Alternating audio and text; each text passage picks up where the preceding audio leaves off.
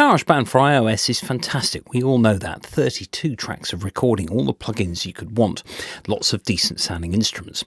However, do we need to use all of these tracks and do we need to go full on complexity with it? Because that's the trap not to fall into. Well, I'm hoping that with really 3 or 4 tracks, we can pretty much get the rhythmic complexity that we need by dividing the work.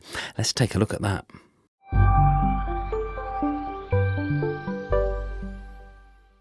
Now, I've made lots and lots of videos about GarageBand, about how to use it, about the finer points of using it, and you can see those on my channel if you look under playlist GarageBand for iOS tutorials.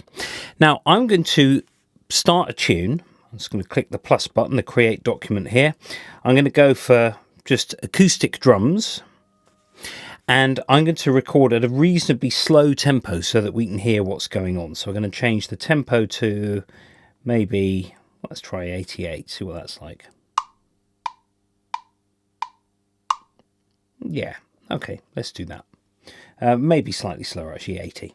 So basically what I'm doing here to slow this tempo down is that you can hear where the rhythmic placements of everything comes. Now, I'm going to record the drums and they're going to sound pretty boring. Not much going on, and that's what I'm talking about. It's dividing this work, giving some of these rhythmic elements to other instruments, thereby not flooding the thing.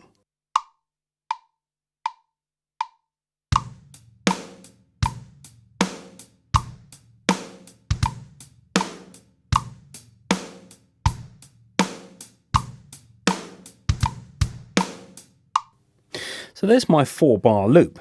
Now I'm going to go in and quantize this. It will do it to a 16th by default when you first record the drums, but I'm going to go in and actually change the track settings. I'm going to select, because that's 16th, I wanted it to swing slightly. See what 16th light does.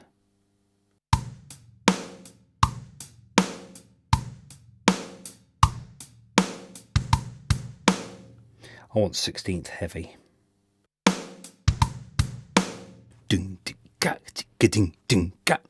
Now, there's my drums, and I'm just going to copy those, just so I've got my 8-bar loop. Notice I haven't looped anything, I've actually cut and paste, which means that I can change something the second time if I want. So, there's my drums. I'm going to add a bass now. Now, at the moment, it's hinting to that 16th swing beat, because there's just a couple of bass drums there that are just hinting at that. But I could do a little bit more with the bass, perhaps. Now I'm a bass player, so I'm going to use the fretboard here on the bass. I'm going to choose the P bass. I like that sound, it's good. So I'm going to put a bass line that goes with those drums.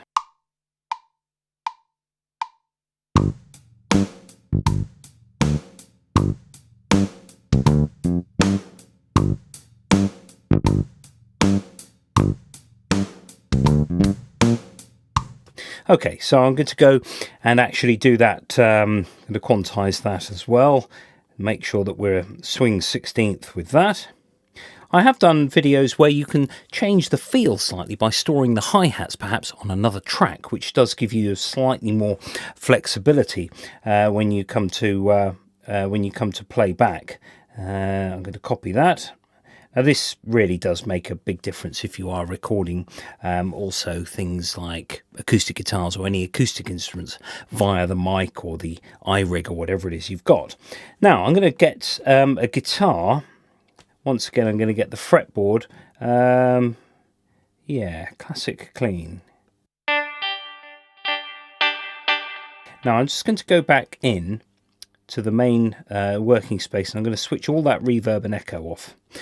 Don't have too much reverb and echo unless it is for an effect, unless you really need it, because actually it can make everything a little bit flabby. So I'm going to also take the treble down a bit, maybe a little bit of compression, go back into this guitar again, and just see what happens.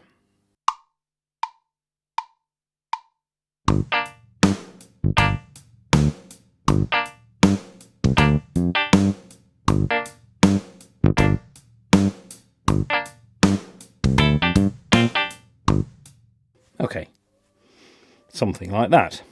So if I go back to my main window now, I've got the guitar doing swing 16ths, but in a different place. The guitar is just occupying that one space. So if I just go in and quantize that once again, swing 16th heavy.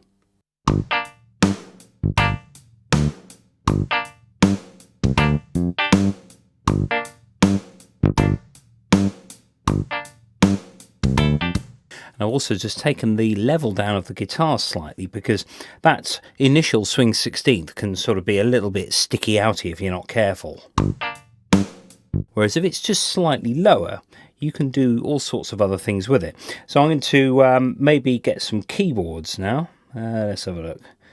More sounds, main categories, keyboards, whirly piano.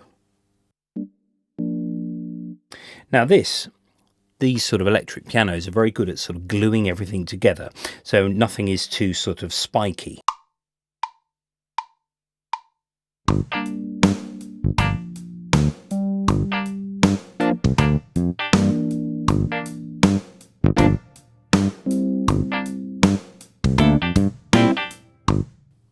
So with that, I've just played mostly. Oh, I did do a swing 16th there. Maybe I would make that first chord just start at the beginning of the bar, because I'm taking the impact away from that guitar by bringing that keyboard chord in. So I'm just going to move that to the beginning.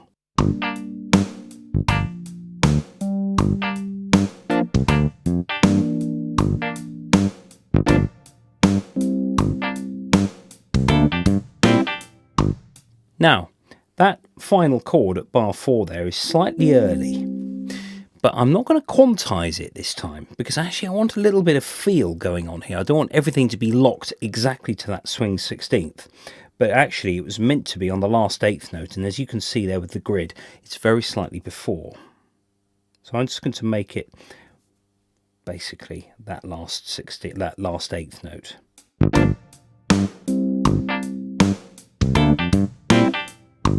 So the keyboard is actually pretty much on either on an 8th note or a quarter note.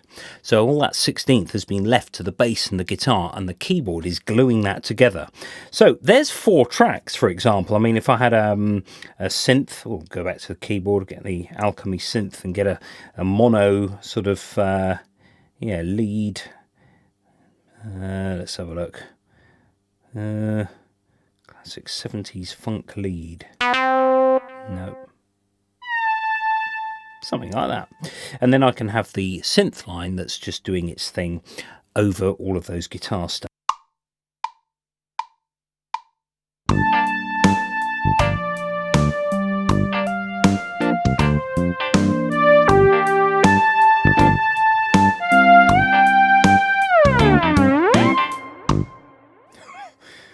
Yeah, something like that. And then, of course, to take the level of that right down, because it's meant to be a counter line.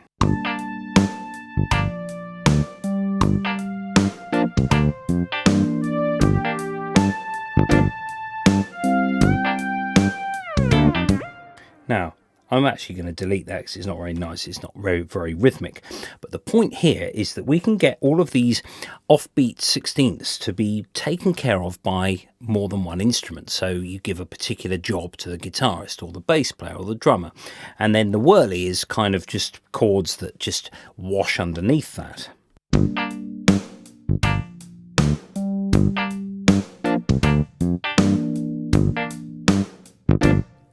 Now that guitar for me is a little bit too precise with its rhythm. I do recall quantizing it. But if we go into the effects, for example, on the guitar, go to plugins and EQ, edit. I've done a video about this, about micro delaying a particular track. If we go to audio unit extensions, and then there's sample delay, which means that we can really tweak the timing to within 1/44,000th of a second. Well, it's not quite that, actually. It won't allow you 1 sample, but it might allow you 7 or 8 samples, for example. And then if I go in that,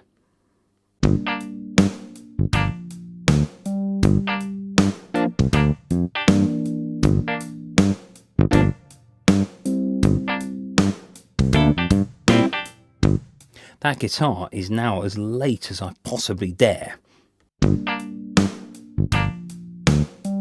You can hear on the beat it was actually very slightly delayed. Now, I don't need really to put anything else on there, and that's 4 tracks. That's 4 tracks for the beginning of my song, whatever it is. I've just made this up on the spot, but it could be that I can, maybe put a lead guitar and a vocal on, and that's my tune. So I haven't used more than 6 tracks, theoretically, and there are 32 available. Now, what are they for then? Well, there's quite a lot of other things you can do, like layering up backing vocals, so perhaps that would be the best use of those extra tracks. You do the nitty-gritty of the tune with 4 or 5, and then you can decorate it afterwards.